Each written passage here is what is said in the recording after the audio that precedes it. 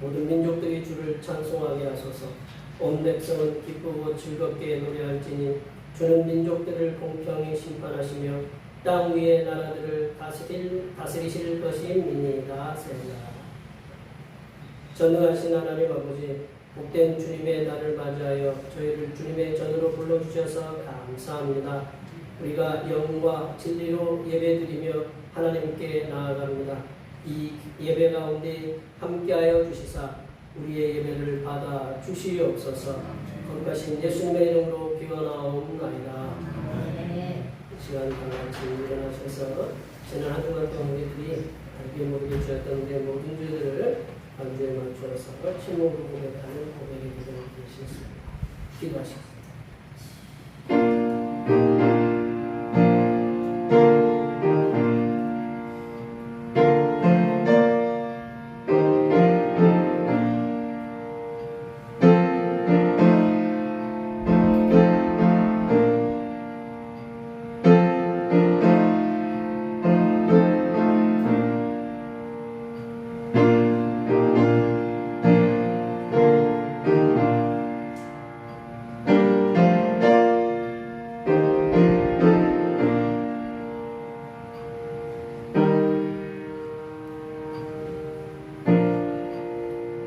우리 하나님께서는 진심으로 죄를 고백하는 사람들에게 그 죄를 용서하기로 약속하셨습니다. 여호와의 말씀이니라. 그날 그때에는 이스라엘의 죄악을 찾을지라도 없겠고 유다의 죄를 찾을지라도 찾아내지 못하리니 이는 내가 남긴 자를 용서할 것임이라. 이 말씀에 의하여 우리의 죄가 용서받았음을 확신합니다. 찬양 우리에게 향하신 찬양하시겠습니다.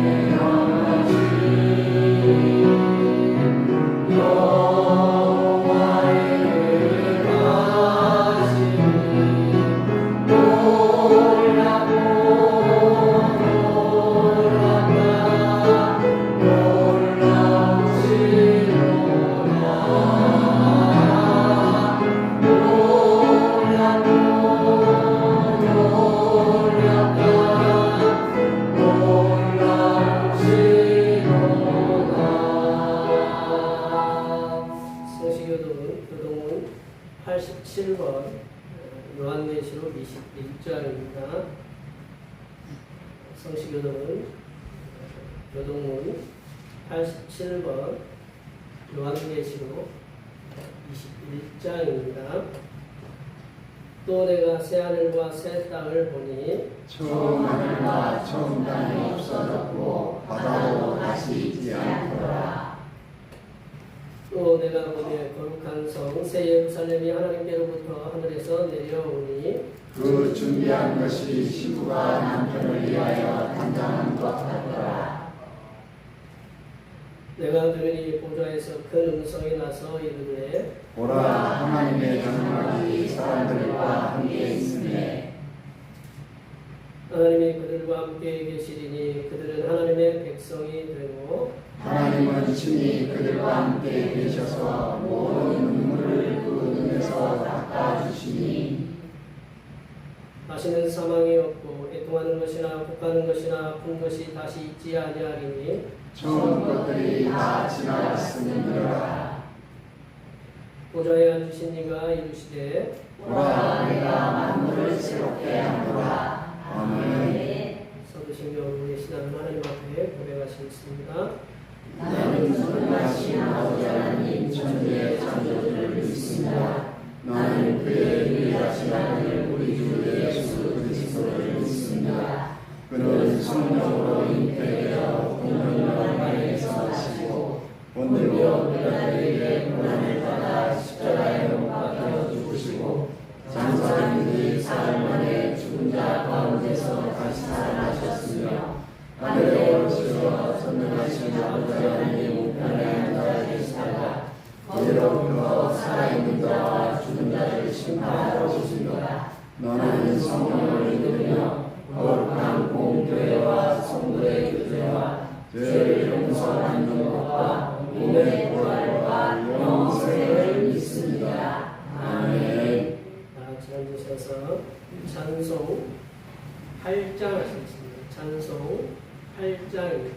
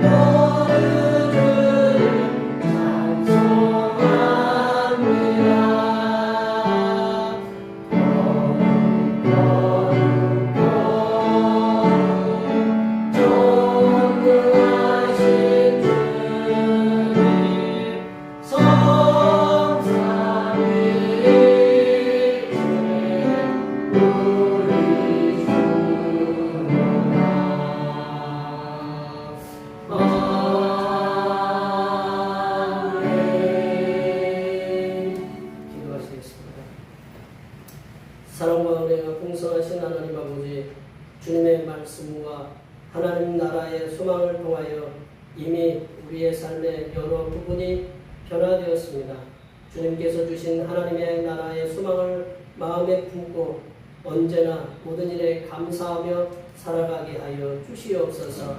아직 해결되지 않은 문제들에 대해서도 포기하지 않게 하여 주시옵소서. 하나님 아버지, 우리들이 입술로는 하나님을 사랑한다고 하지만 행위로는 하나님을 사랑하는 것과는 먼 삶을 살고 있음을 고백합니다. 이러한 이중적인 삶에서 벗어나서 온전하게 하나님만을 섬기고 하나님만을 사랑하면서 살아갈 수 있도록 지혜를 부어 주시옵소서. 하나님 아버지, 우리들은 우리들 앞에 있는 작은 시련과 어려움에도 자주 실망하고 넘어지기도 하오니 우리들을 불쌍히 여겨주시어서 우리들이 하나님의 말씀과 능력을 힘입어 우리들에게 오는 시련과 고난을 능히 이기면서 살아가는 하나님의 자녀들이 될 수 있도록 도와주시옵소서. 하나님 아버지, 하나님께서 사랑하시는 대표교회 권속들을 강권적으로 붙잡아 주시옵소서. 연약해지고 병든 육신에게는 강건함을 허락하여 주시고 염려와 걱정이 가득한 마음에는 평안이 충만하게 하시며 영혼에는 하나님의 사랑이 충만하여 매일의 삶 속에서 하나님께 감사하고 찬양하며 영광을 돌리는 삶을 살아가게 도와주시옵소서. 하나님 아버지, 이 시간 거룩하신 하나님의 말씀을 듣겠습니다. 내려주시는 말씀을 통하여 우리 심령에 하나님의 은혜와 하나님의 지혜가 충만하게 채워지게 하여 주시옵소서. 우리의 구원을 위해 십자가를 지신 우리 주 그리스도 예수님의 이름으로 기도하오며 이제는 주님께서 가르쳐주신 기도로 기도하오니 하늘에 계신 우리 아버지, 아버지의 이름을 거룩하게 하시며 아버지의 나라가 오게 하시며 아버지의 뜻이 하늘에서와 같이 땅에서도 이루어지게 하소서. 오늘 우리에게 일용할 양식을 주시고 우리가 우리에게 잘못한 사람을 용서하여 준 것 같이 우리 죄를 용서하여 주시고 우리를 시험에 빠지지 않게 하시고 악에서 구하소서. 나라와 권능과 영광이 영원히 아버지께 있습니다. 아멘.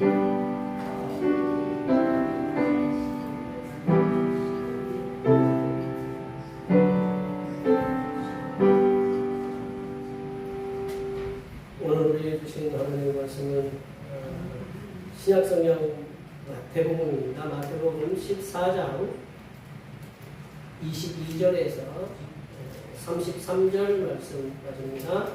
신약성경 24쪽에 있습니다. 성령 강림 전후 12번째 주에 주신 하나님의 말씀은 신약성경 마태복음 14장 22절에서 33절 말씀까지입니다. 한 절씩 읽어보시겠습니다. 예수께서 즉시 제자들을 재촉하사 자기가 무리를 보내는 동안에 배를 타고 앞서 건너편으로 가게 하시고 무리를 보내신 후에 기도하러 타고 산에 올라가시니라. 정문에 거기 혼자 계시더니 배가 이미 육지에서 술이나 떠나서 바람이 거스름으로 물결로 말미암아 고난을 당하더라. 다음 사령에 예수께서 바다 위로 걸어서 제자들에게 오시니 제자들이 그가 바다 위로 걸어오심을 보고 놀라 유령이라 하며 무서워하여 소리 지르거늘 예수께서 즉시 이르시되 안심하라 하니 두려워하지 말라. 베드로가 대답하여 이르되 주여 만일 주님이시거든 나를 명하여 물 위로 오라 하소서 하니 오라 하시니 베드로가 배에서 내려 물 위로 걸어서 예수께로 가되 바람을 보고 무서워 빠져가는지라 소리질러 이르되 주여 나를 구원하소서 하니 예수께서 즉시 손을 내밀어 그를 붙잡으시며 이르시되 믿음이 작은 자여 왜 의심하였느냐 하시고 배 함께 불매 바람이 그치는지라 배에 있는 사람들이 예수께 자랑하여 이르되 진실로 하나님의 아들이 그소이다 하더라. 아멘. 오늘은 성령 강림조로 12번째 주일입니다. 두려움 속에 있는 하나님의 자녀들에게 임마누엘의 은혜로 새로운 소망을 갖게 하시는 성삼일체 하나님께 날마다 감사하시기 바랍니다. 매주일 찬양 예배는 권사님과 여러분의 도움의 손길로 오후 1시에 드립니다. 저희 가정이 이번 주 휴가를 갖도록 하겠습니다. 수요 기도의 시간 굉장히 사모하고 계신데 이번 달까지는 무더위 감기로 쉬도록 하겠습니다. 기억해 주시면 감사하겠고요.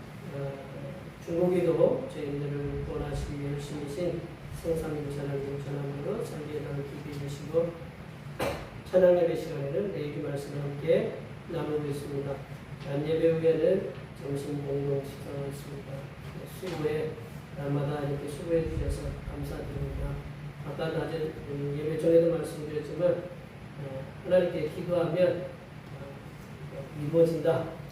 그래서 오늘 그 하나가 이루어졌어요. 그래서 제 눈앞에 이렇게 먼 데서 얼마큼 먼지 혹시 아세요?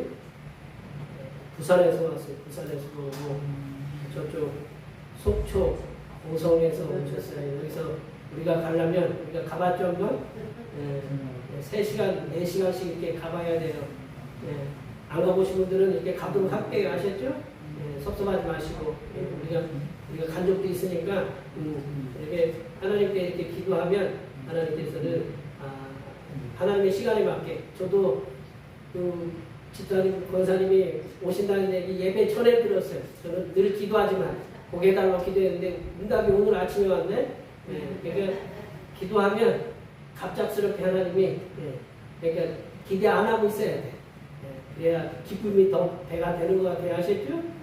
그래서 하나님이 이렇게 기도하면 하나님이 그 때를 당신의 때로 해가지고 우리들을 기쁘게 해주실 수 있게 믿습니다. 오늘 한날 이렇게 무더위가 조금 비가 와서 좀 지나가긴 하는데 그래도 아직도 이제 또 무더위가 또 시작된다고 또 그러거든요. 여기 계신 분들 뭐 직장에서라든가 뭐 사업터에서 또 바깥에서 일하시는 분들 늘 불하고 같이 일하잖아요. 바깥에도 불이잖아요. 안에도 불이고 이 뜨거운 데서 일하시는 분들 어려움 당하지 않도록 기도해 주시고 일하시다가 또 허리 다치신 우리 권사님, 우리 집사님도 계신데 이렇게 다들 질병 때문에 어려움 당하는 분들 하나님께서 은혜 중에 고치시고 회복하게 해달라고 앞에 옆에 뒤에 계신 분들 많이 축복해 주시기 바랍니다. 축복합니다.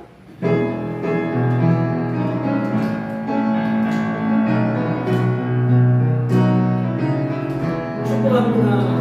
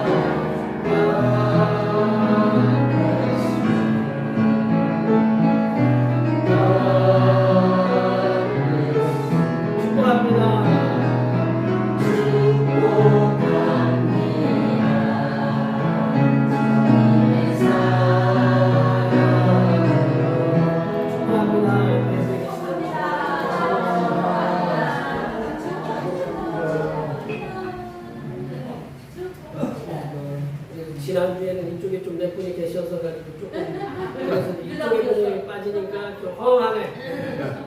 이쪽이 좀 많이 돼서 든 자리는 태가 그래도 나는데 난 자리는 태가 훨씬 많이 나네. 요즘 무슨 방송에 보면 여행 상품을 많이 팔아요. 여행에서 여행 상품 보면 가고 싶죠, 그죠? 떠나라. 떠나고 싶은 그것들이 자꾸 이렇게 유혹이 되는데, 저도 요즘 이제 우리는 핸드폰을 떠나서 살 수가 없잖아요, 그죠? 그래서 페이스북을 이렇게 보는데, 페이스북에 보니까 뭐 이제 여러 가지 내용들이 있는데 요즘은 이스라엘을 많이 보여주더라고요. 제 페이스북에는 이스라엘을 많이 보여줘요. 이스라엘을 보여주는데, 뭐 잘 뚫린 이제 도로도 이렇게 보여주고, 어떤 시가지도 이렇게 보여주고, 이제 그리고 이제 저희들이 이제 맨 처음에 그 이스라엘 갔을 때 가이사랴라는 곳에 이제 갔었는데 그 가이사랴의 해안가도 이렇게 보여주고 또 이제 제일 많이 보여주는 것 중에 하나가 이제 예루살렘을 많이 보여줘요. 예루살렘. 예루살렘이 무슨 뜻인지 아시죠? 예, 제가 먹고 살아요. 예. 예, 평화의 도시예요. 평화의 소리. 예, 샬루샬루 뭐 예루살렘 이렇게 있잖아요. 평화의 도시가 예루살렘이에요. 우리 솔로몬이 평화라는 뜻이거든요. 이렇게 그래서 예, 그 평화의 도시 이제 평화의 도시에 맞아요. 뭐 그래서 제일 전쟁 많이 하는 나라가 지금 이스라엘이잖아요, 그죠? 네. 평화의 도시에 그 예루살렘에 제일 많이 보여주는 것 중에 하나가 예수님께서 기도하셨던 겟세마네 동산 이렇게 올리고 겟세마네 동산도 보여주시고 이렇게 기도하셨던 그 나무가 있어요. 나무가 수천 년 된 게 있어요. 2000년이 된 나무 아직도 있는데 그 나무도 보여주고 제일 이제 처음으로 이렇게 스포라이트 받는 게 뭐냐면 그 통곡의 벽 여기 황금돔 있잖아요. 이렇게 보여주고 그리고 예수님께서 걸으셨던 십자가의 길 비아 도로로사라고 하는 것도 이렇게 보여줘요. 아 그거 보여주니까 또 가고 싶네. 네. 저번에 저희들도 한번 그때 8년 전에 갔다 왔거든요. 네, 근데 이제 또 거기는 좀 남부에 속하고 이제 또 한 군데는 또 보여줄 거기 어디냐면 북부를 보여줘요. 남부 쪽에는 바다가 있는데 그걸 뭐라고 하냐면 사해, 여매라고 하는데 죽은 바다라고 이렇게 세상에서 우리 전 세계에서 가장 낮은 지역이 그 사해라는 곳이에요. 네, 사해가 진짜 새카마더라고요. 하도 사람들이 많이 와서 많이 몸을 담가가지고 진짜 죽은 바다처럼 네, 사해가 있고 하나는 이제 저 위에 갈릴리 바다, 호수라고 이렇게 얘기하는데 갈릴리 바다를 보여줘요. 이제 갈릴리 바다를 다양한 각도에서 우리 그 여기 조정리댐 있잖아요. 조정리댐을 이쪽 커피숍에서 보면 뭐 보는 내용이 있지만 저쪽 공군 쪽에서 보면 또 보는 어떤 각도가 있잖아요, 그죠? 그처럼 여러 각도에서 이 갈릴리 바다를 이렇게 보여줘요. 이거를 갈릴리 바다라고 하기도 하고 호수라고 해. 그 사람들은 그게 크기 때문에 바다라고 하고 저쪽 그 이란 사람들 그 흑해 카스피해 거기에 비하면 거기는 세발의 피. 네, 거기는 뭐 호수 조그만 호수에 피하는데 이 사람들은 넓기 때문에 바다라고 그래. 근데 갈릴리 바다를 다양한 각도에 찍어서 이렇게 올려놓고 또 이제 어떤 분들은 그 갈릴리 바다에 가서 발을 담그고 그러니까 성지 순례자들이 있죠. 순례 저희들이 이제 성지에 이렇게 가보는 그런 분들이 발을 담그고 있는 그런 장면도 보여요. 갈릴리 바다 호수의 크기가 얼마큼 되냐? 길이로 너비로 이렇게 넓이가 13km 정도 돼요. 30리 좀 더 된다 생각하는 거예요. 여기서 용포에서 저쪽 장수 쪽까지 가야 그까지 가야 우리 경계선까지 가야 12km, 13km 되는 거예요. 아시죠? 하여튼 비슷한 얘기예요. 길이는 이제 우리가 장원 좀 더 지나가서 여기서부터 장원 좀 더 지나가는 21km 정도 된다라는 거예요. 그러니까 넓이는 13km 정도 되고 그 길이는 약 21km 정도 된다라는. 이제 저희들이 이제 그 갈릴리 호수를 배를 타고 이제 직접 건너갔어요. 그 당시에는 풀고 이제 잔잔을 했는데 건너면서 그 선상에서 바다 배 위에서 예배를 드렸던 그런 기억이 나는데요. 그 배를 타면 자주 틀어주는 곡이 있다고 제가 한번 말씀드렸던 것 같은데 거기에 그 옛날 그 분들이 있는데 다윗과 요나단이라고 요한의 아들 시므나 내가 다른 사람들보다 나를 더 사랑하느냐 그 찬양이 계속 나와요 거기에. 그러니까 우리는 한 번 듣지만 그분들은 그냥 배에서 계속 그거 틀어주는 거예요. 얼마나 힘들겠어요. 그래야 우리 한 번 듣고 가지만 그분들은 계속 요한의 아들 시므나 네가 다른 사람들보다 나를 더 사랑하느냐. 근데 저는 이제 오늘 본문을 보면서 그 바다 위에서는 그 찬양을 틀으면 안 된다. 그거는 해안가에서 틀어야 된다. 예수님이 모닥불을 태우면서 고기 갖고 와라. 153마리 중에 그 몇 마리 갖고 와라. 그러면서 그 예수님이 베드로한테 물어보잖아요. 요한의 아들 시몬아, 네가 여기 있는 다른 사람들 제자들보다 나를 더 사랑하느냐?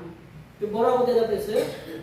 주님께서 아십니다. 라고 그랬잖아요. 주님께서 아십니다. 그걸 3번이나 대답했어요. 주님께서 아십니다. 근데 그거는 어디서 해야 되냐면 바다 가에서 해야 되는 거예요. 그 바다 위에서 해야 되는 건 뭐냐? 예, 제 지론이에요. 제 지론. 예, 그분들을 저기 하려고 하는 게 아니고, 예, 이 요한의 아들 베드로야, 네가 다른 사람들보다 왜 믿음이 작으냐? 오늘 본문 말씀을 근거로 해서 이걸 써왔습니다. 이제 그러한 생각을 하게 된 게 왜냐하면 오늘 본문에 읽어보시면 우리가 이제 예수님께서 바다 위를 걸으시는 말씀이잖아요. 이 말씀을 보면서 이해가 가시리라고 이렇게 생각이 됩니다. 오늘 말씀 앞에, 오늘 본문 22절 앞에서 전개되는 말씀의 내용은 뭐냐면, 쉽게 얘기하면 예수님께서 14장 1절부터 시작되는 말씀은 예수님께서 세례자 요한, 침례자 요한의 죽음을 들으시고 배를 타고 빈들이라는 건 우리가 빈들이라고 하지만 거기는 광해, 먹을 것도 없고 별로 볼 것도 없는 그런 광야 같다라는 거죠. 광야에서 가서 말씀을 전하셨다. 예수님께서 가니까 누가 쫓아오느냐? 예수님의 소문을 듣고 수많은 무리들이 다 예수님이 계신 빈들로 오는 거예요. 광야로 오는 거예요.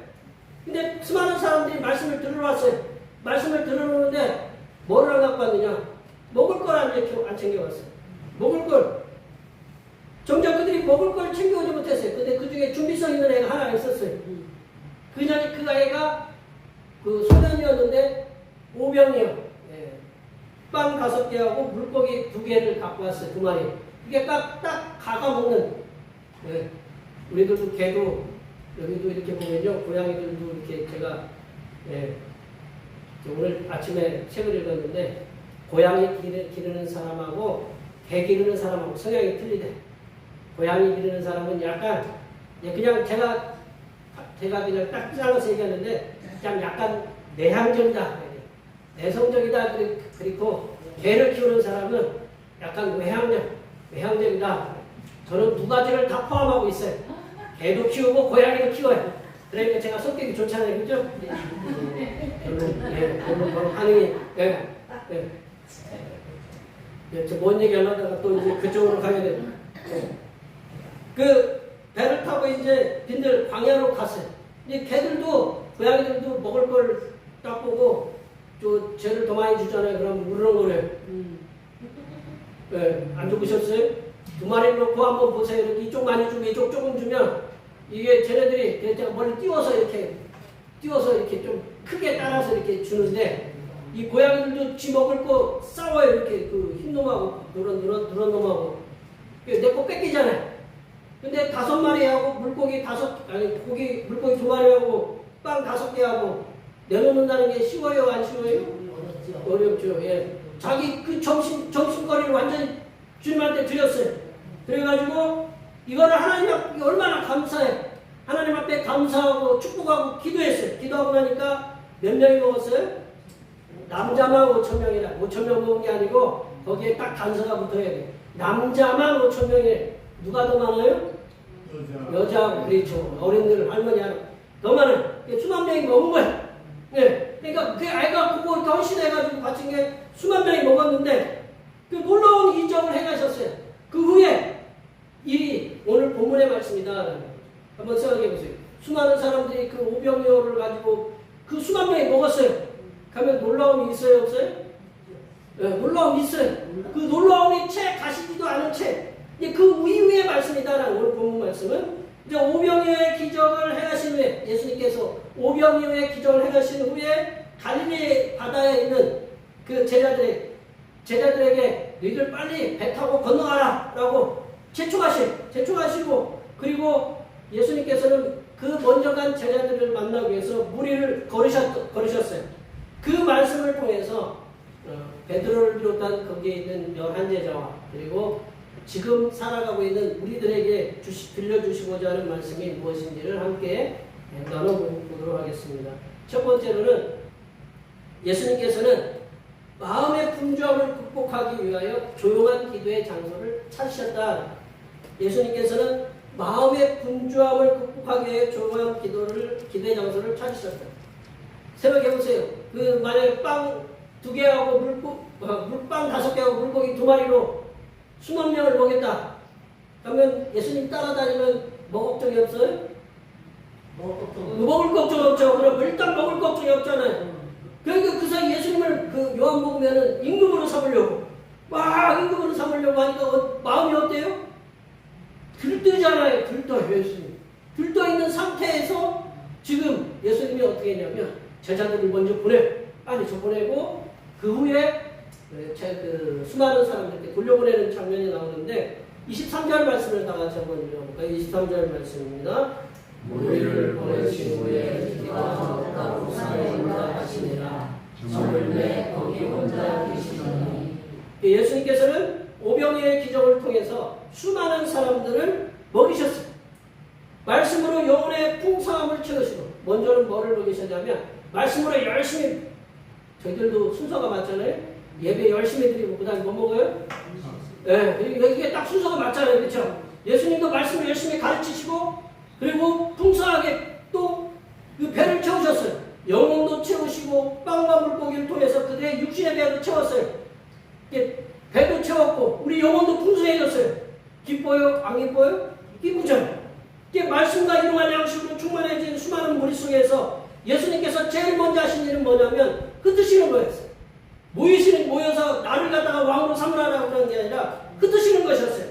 제일 먼저 제자들을 서둘러 배를 타고 너 건너편으로 가라라고 명령하셨고 그리고 그 배세대로 보내셨어요. 그리고 제자들도 보내시고 수많은 무리들도 빨리 각자의 삶의 터전으로 가라라고 돌려보내신 후에 예수님은 기도하기 위해서 산으로 올라가셨다. 우리가 저번에 이제 성지순례 가보니까 갈릴리 주변에 그렇게 높은 산이 있다고 보진 않아요. 쉽게 얘기하면 저쪽 네팔 사람한테 우리 여기 뒤에 안산을 보여주면 뭐라고 할까요? 그렇죠. 저것도 산이냐?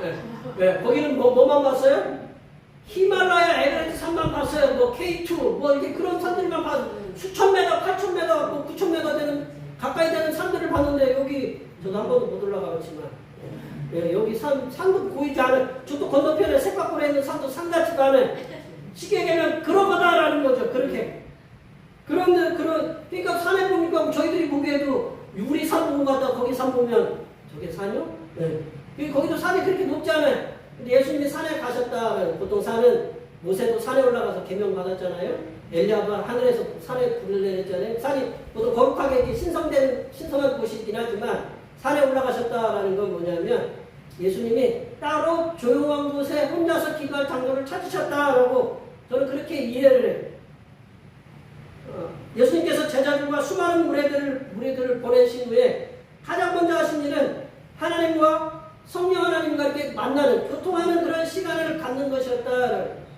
예수님께 수많은 사람들을 말씀으로 가르치시고 양식을 먹이신 후에 많이 피곤하셨을 거예요. 하루 종일 근무하고 가면 낮에 열심히 일하고 가면 집에 가면 뭐 하기 좋아요? 안 좋아요? 안 좋아요. 그래서 밥 먹고 어떻게 해요? 자요. 그러니까 뭐가 나와요?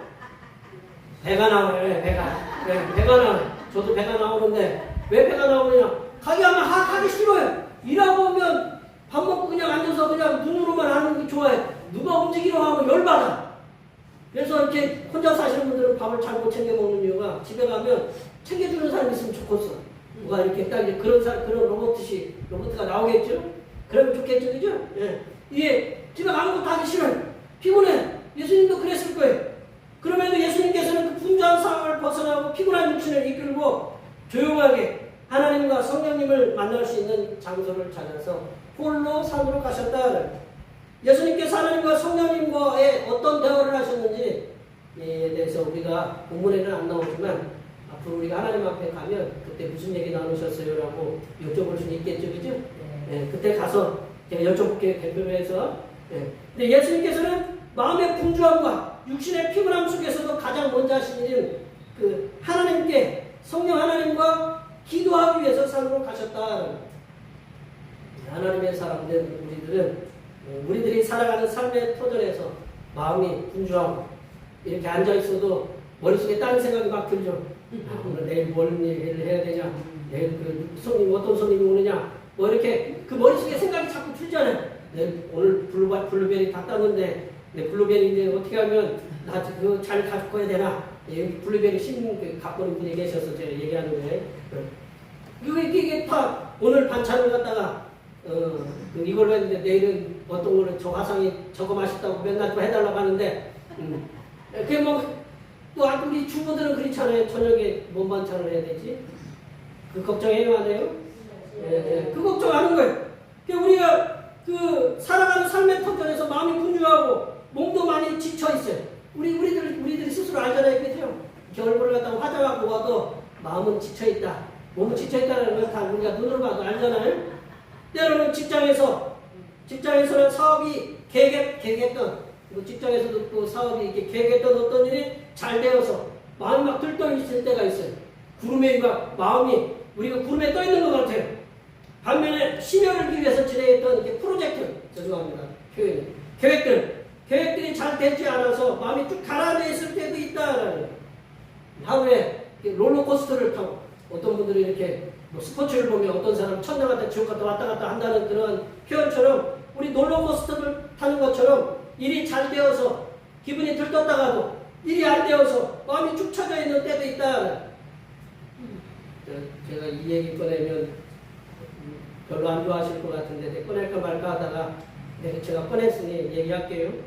요즘 이제 죄송합니다. 주식이 있잖아요. 얼마까지 올라갔어요?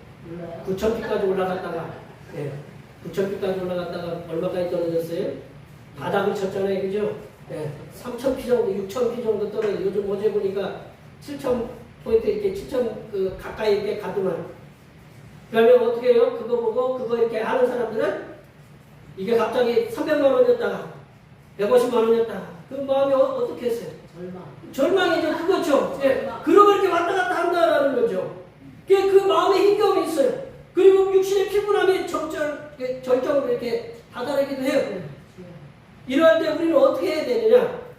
예수님처럼 그런 분주함의 상황들을 다 정리하면 일단은 정리해야 돼. 일단은 이런 거 저런 거 내 마음에 분주한 것들을 좀 떨쳐내야 돼.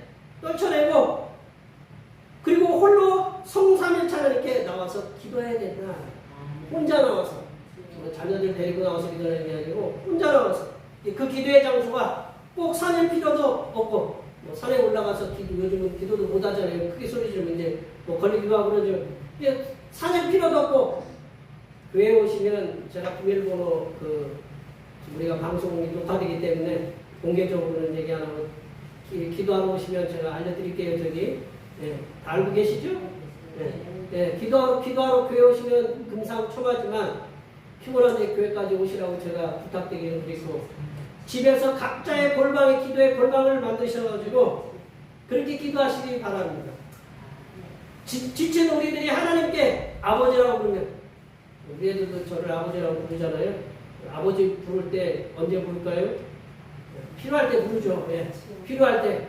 아버지는 필요할 때 불러요. 애들이 우는 건 언제 불러요? 애기는 배고플 때, 그리고 기저귀 갈아달라고 할 때, 지 필요할 때 불러요. 부르면 어떻게 엄마, 아빠가? 채워줘요. 그처럼 그렇게, 그리고 하나님 앞에 아버지라고 이렇게 나오는 거예요. 그러면 아버지 되신 하나님께서는 우리들의 삶의 상황을 다 아신다는 거예요. 아시기에 하나님께 드리는 기도를 통해서 우리들의 마음의 분주함도 정리하고 그 마음의 분주함도 정리되고 또한 육신의 피곤함도 해소가 되는 은혜가 임하게 된다. 사람이 건강하게 살려면요 명상의 시간을 가지라고 그런 유튜브에 보면 안 나와요? 그런 시간을 가고 우리는 하나님 앞에 나온 아버지라고 부를 수 있는 하나님이 계시잖아요. 그 사람들은 그냥 명상만 해. 우리는 뭘 할 수 있어요? 아버지 앞에 아버지라고 부르고 기도할 수 있어요.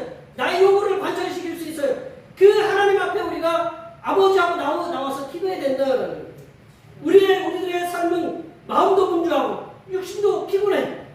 그러하더라도 조용한 그 혼자만의 그 장소와 시간을 통해서 하나님께 기도드림을 통해서 하나님께서 각자에게 들려주시는 그런 음성들을 하나님의 말씀들을 들으시기를 바랍니다.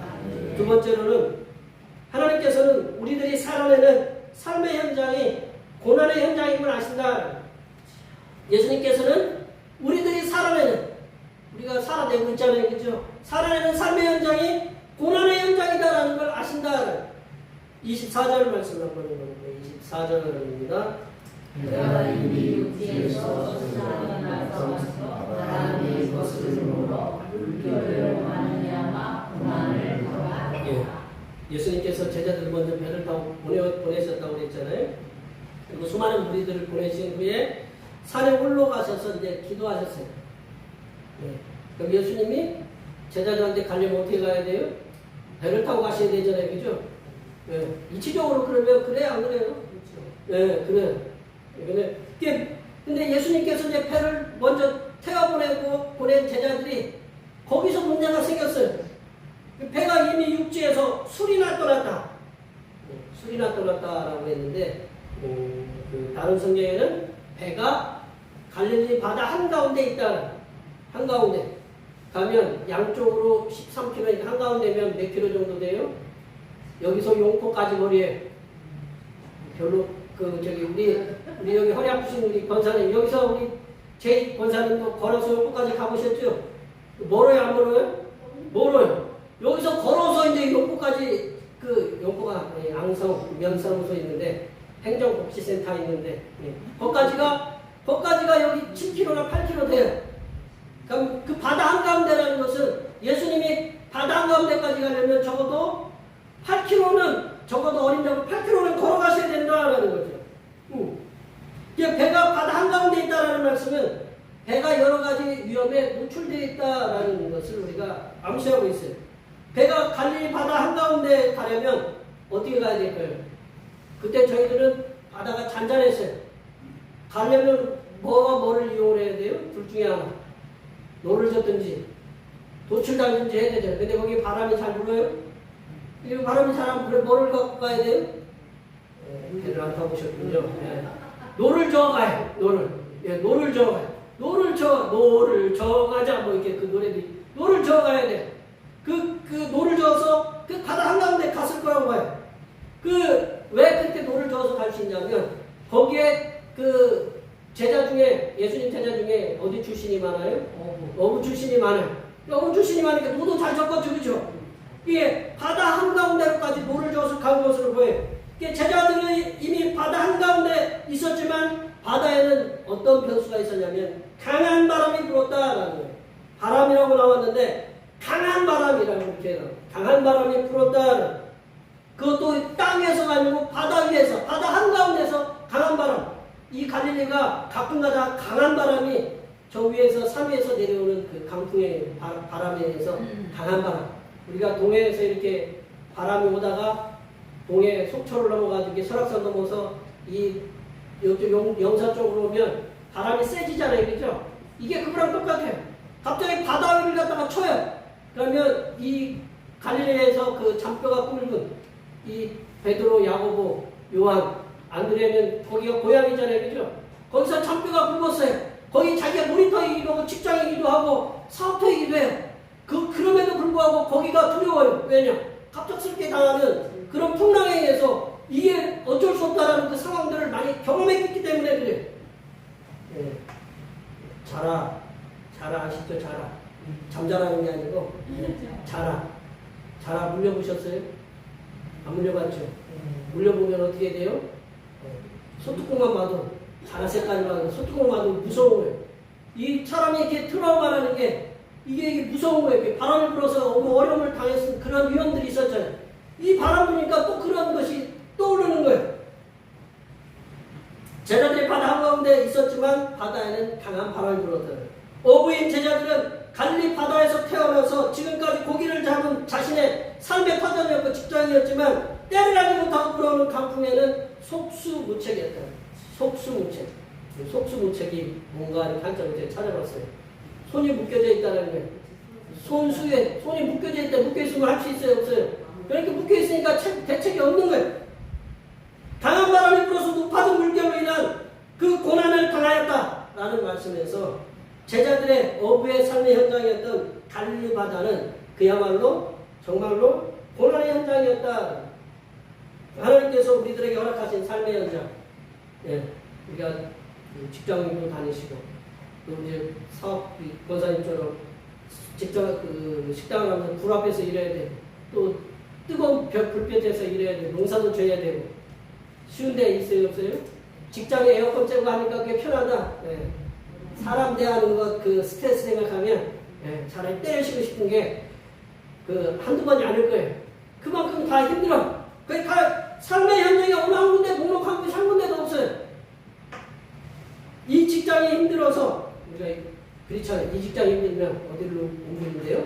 저 직장으로 가면 돼. 저기 편해 보이잖아요.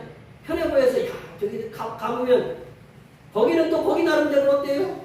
힘들고 어려워요. 그 모양과 색깔이 다르지만 어려워요. 고난은 언제나 존재한다. 이 일을 하다가 아이고 나 이 일이 힘들어. 쉬어요. 블루베리가 힘들어. 그래서 체리나무 심어먹겠다. 그리고 이거 힘들면 저것도 힘들어. 그 쉬어보는 일을 선택한다고 해서 하더라도 거기에 동일한 고난이 계속 있다는 거예요. 뭐 노가다 뛰다가 요양봉사 하면 그것도 다 힘들어요. 어떤 일을 하든지 그게 쉬운 것이 아니라 다 힘들다는 거예요. 우리들이 살아가고 있는 삶의 현장은 제자들이 바람에 거스르는 그런 물결의 고난을 당하는 것처럼 우리들의 삶의 현장도 우리들을 거스르는 강한 바람으로 인해서 고단하고 그 고난의 현장이다. 그렇게 안 힘드셨어요? 다 힘드셨어요. 힘들게 얼굴에 보면 힘들었다고 손을 보면 안 돼요.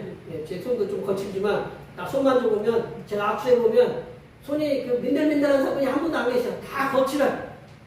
그만큼 삶의 현장이 고난이었다는 거예요. 우리 주님께서는 우리가 겪고 있는 어려운 상황들을 어려운 삶의 상황들 다 보고 계신다는 거예요. 저는 여기 계신 분들의 상황들을 대충 하는데 또 여기 계신 분들은 또 상황들을 속속이 잘 모르잖아요. 저는 대부분 대충 다 알고 있어요. 어떤 상황인지. 하나님은 더 잘 알고 계신다는 거예요. 우리들이 당하고 있다는 사실을 정확하고 분명하게 아시고 계신다는 사실을 우리는 기억하시기 바랍니다. 세 번째로는 예수님께서는 우리들이 살아가고 있는 삶의 고난의 현장 속으로 찾아오시는 분이다. 예수님께서는 우리들이 살아내고 있는 삶의 고난의 현장 가운데로 찾아오신다. 25절 말씀을 읽어볼게요. 25절입니다. 다음 사연에 예수께서 바다로 걸어서 제자들에게 오시니 예, 예수님께서 이제 홀로 산에서 성부 하나님과 성령 하나님과의 깊은 대화를 마치시고 제자들이 강한 바람을 해서 고난을 당하고 있는 갈릴리 바다 한가운데로 걸어가신다. 바다 위로 걸어가신다는 거죠. 얼마를 걸어가셨다고요? 용포까지. 예, 뭐 자꾸 얘기하면 잘 모르시니까 용포까지 걸어가셨다는. 우리 권사님들도 여기 우리 권사님은 용포를 하루에 두 번 왔다 갔다 하셨다고 그래요. 걸어서. 별로 놀라지 않으시네. 왜 차를 타고 다니시지? 그때는 차가 별로 없었잖아요. 예수님께서 바다 한가운데로 걸어가시려면 얼마나 걸리시겠어요? 상당한 시간이 걸리겠죠. 그것도 바다 위로 걸어가셔야 돼. 근데 어디를 뚫고 가야 돼요? 지금 뭐가 불어요? 강한 바람이 불어요. 이 강한 바람은 누구도 맞고 예수님도 맞으시는 거예요. 예수님께서 강한 바람 맞으시면서 바다 한가운데로 고난을 당하고 있는 제자들에게 찾아가신다. 바다 한가운데 딱 적어있는 것도 아니고 불빛도 비춰주는 것도 아니고 깜깜하면 잘 모르잖아요. 예. 그럼 뭘 비춰야 돼요? 핸드폰 불빛 비춰요? 없잖아요. 그 예수님이 찾아가시는 거예요. 찾아가시는데 제자들이 이제 바다 위를 갖다가 이제 보고 있다가 갑자기 응시하고 있는데 뭐가 걸어와. 예. 갑자기 누가 뒤에서 걸어오다가 현수아 그러면 밤에 뭐라고? 기절하잖아요. 바다 위로 생각해보세요. 바다 위로 걸어오는 물체가 있어. 그러면 뭐예요? 그게 무슨 물체라고 생각해요? 네, 그래요. 여기 바다 그렇죠. 귀신이라고 그래. 여기 뭐라고 나와 있어요? 유령이라고 소리쳐요. 유령이라고. 그럼 유령이라고 소리쳐야죠. 유령이다라고 그러니까 예수님이 뭐라고 해요? 야, 나다. 그래서 안심하라라고 얘기해요. 여기서 안심하라라는 말씀은 그런 말씀에 용기를 내라라는 거예요. 그리고 또 뭐라고 말씀하셨어요? 두려워하지 말라. 두려워하지 말라. 그 마음에 평안을 주세요. 그 존재가 누구였어요? 네, 김 목사도 아니고, 김 목사가 만약에 그 위로 걸어갔다고 하면, 네, 이렇게 걸어갔으면 다들 엎어지겠죠, 그죠? 네. 그 예수님이라고 나다라고 제자라고 선생이니까 안심했어요. 근데 제자 중에 가장 열심히 했던 그때는 막 바람도 치고 뭐 그랬어요. 바람도 치고 그냥 예수님도 그냥 옷이 터졌겠죠. 바람도 치고 그런데 그 위를 걸어오셨어요.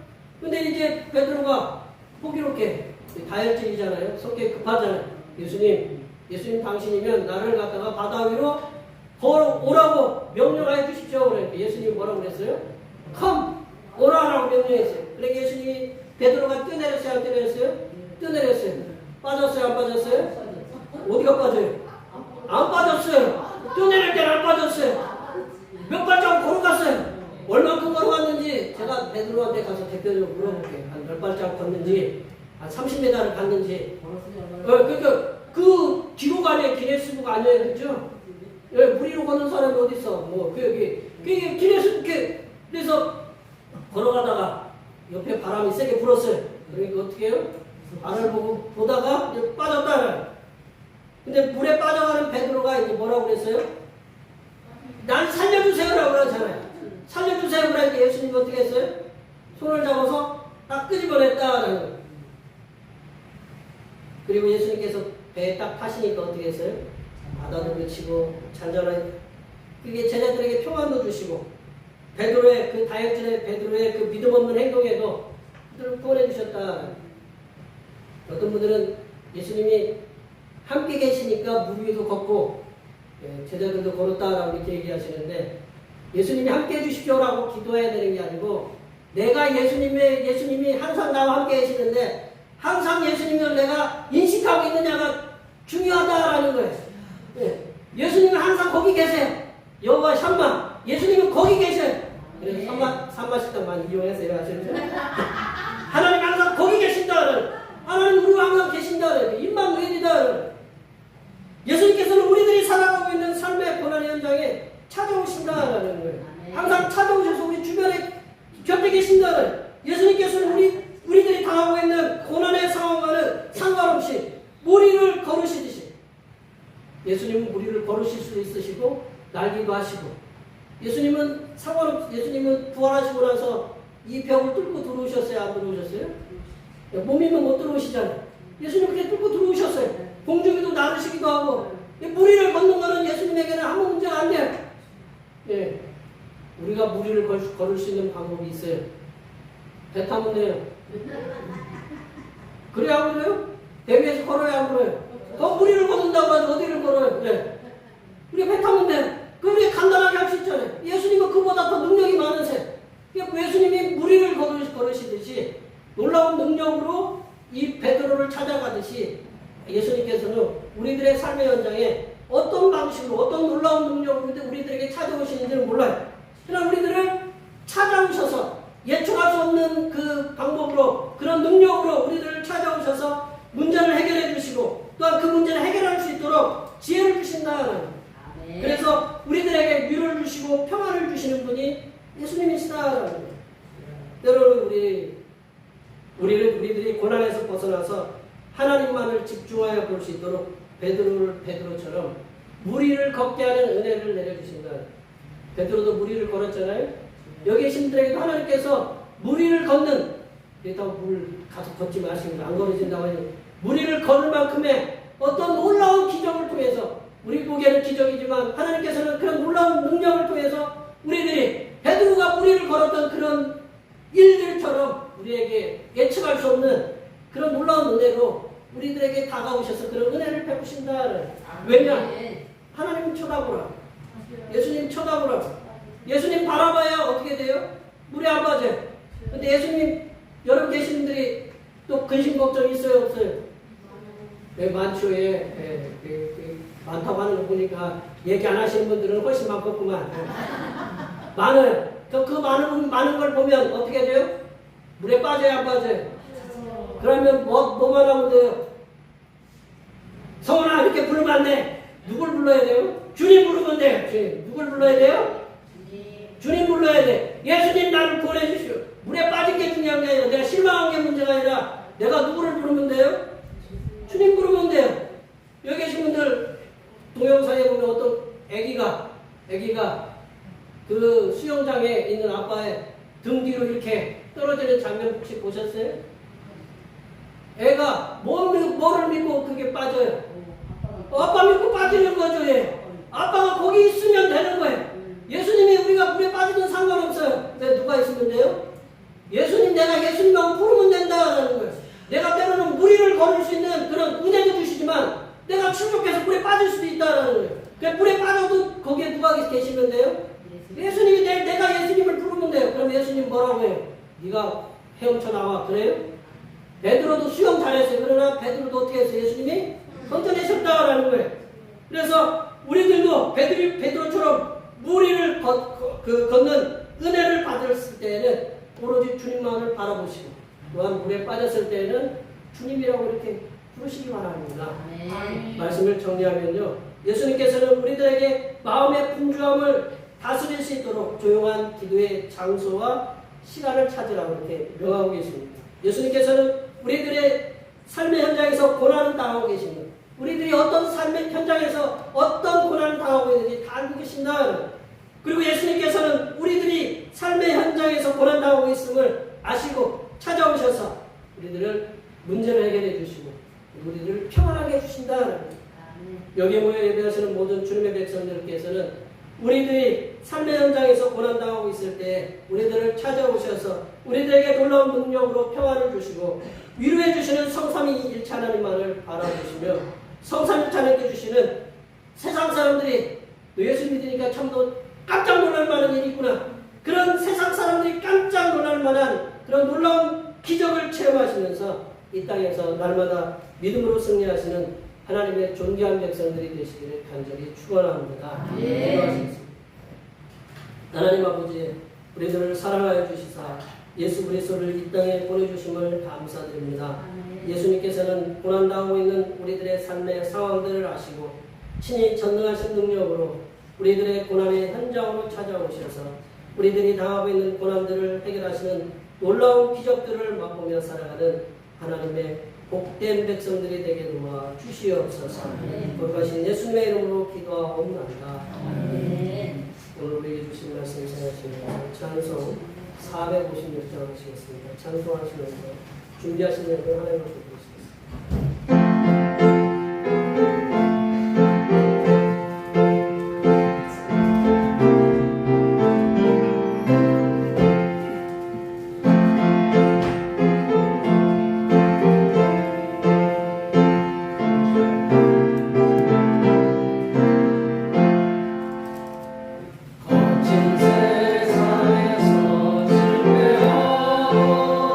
그 손목 잡은 나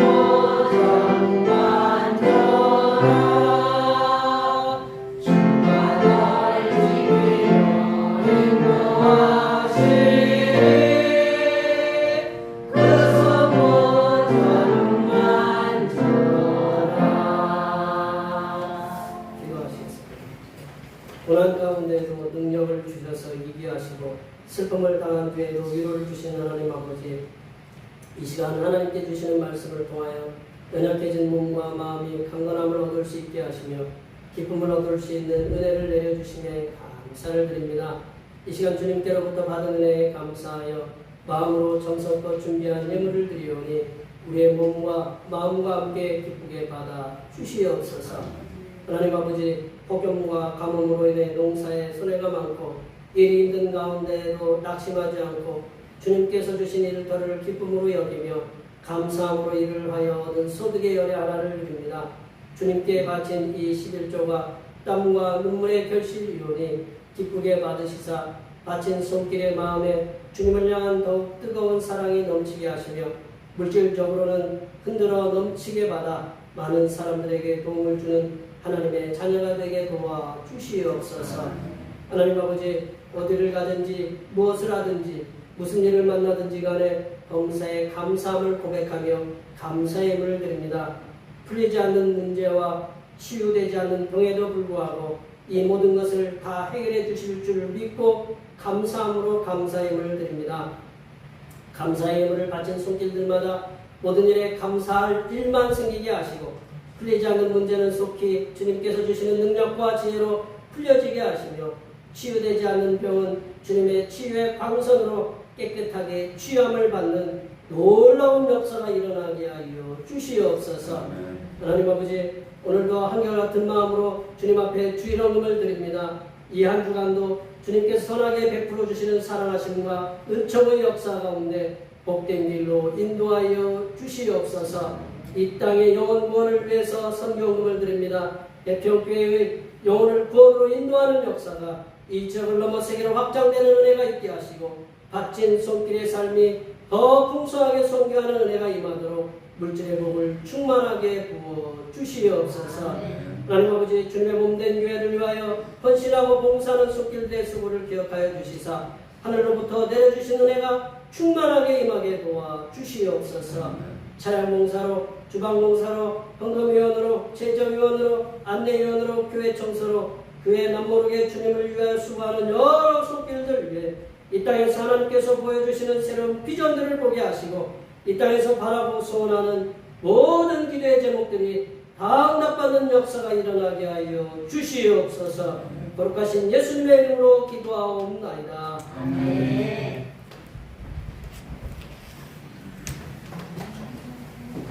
시도하셔서 사명선언문을 전하시겠습니다. 대평교회 사명선언문. 대평교회 사명은 하나님께서 우리와 함께 하시는 절대 믿음과 우리 가족을 사랑으로 구원하여 주심과 교회를 부흥시켜 주심을 비전 삼아 지역과 나라와 세계에 소금과 빛의 사명을 감당하는 것입니다. 믿음으로 하나님을 기쁘시게. 사랑의 능력을 나타내는 교회 보제 전하시겠습니다. 용서를 통한 사랑의 능력을 세상에 나타내는 교회의 보자. 간단한 찬송 192장 하시겠습니다.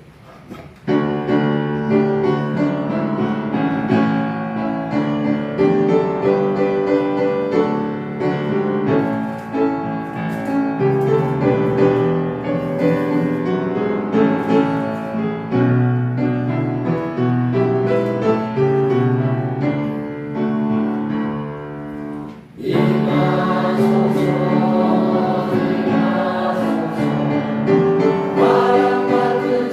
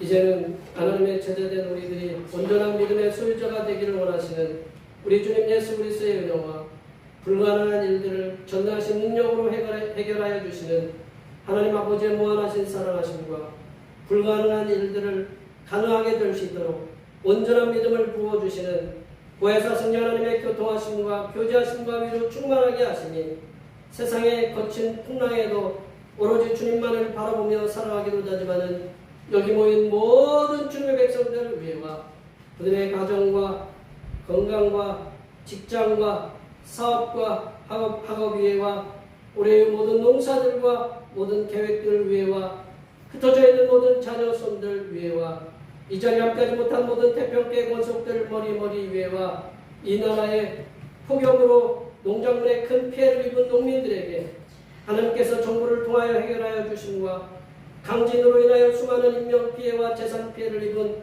남미 콜롬비아 위에 하나님께서 정부와 세계 각국의 도움의 손길을 통해 위로해 주시고 해결해 주심의 역사가 이제부터 영원토록 함께하옵시기를 간절히 축원하옵나이다.